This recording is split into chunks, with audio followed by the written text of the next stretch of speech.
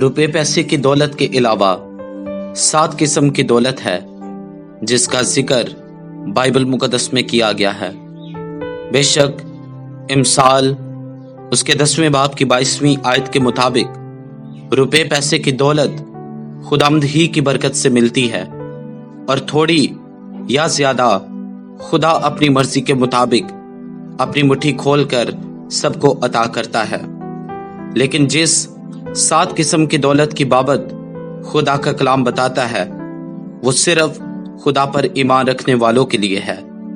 اس میں پہلے نمبر پر ہے رومیوں اس کے 2 باب کی 4 آیت میں صبر کی دولت کا ذکر کیا گیا ہے۔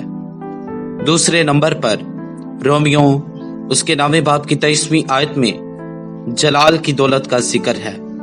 تیسرے نمبر پر افسیوں اس کے پہلے باب کی 7ویں آیت میں فضل کی دولت کا ذکر ہے۔ چوتھے نمبر پر افسیوں اس کے 2 باب کی 4 آیت میں خدا کے رحم کی دولت کا ذکر ہے۔ 5ویں نمبر پر افسیوں اس کے 3 باب کی 8ویں آیت میں بے قیاس خوشخبری کی دولت کا ذکر ہے۔ اور 6 نمبر پر کلسیوں اس کے 2 باب کی 2 آیت میں سمجھ کی دولت کا ذکر ہے۔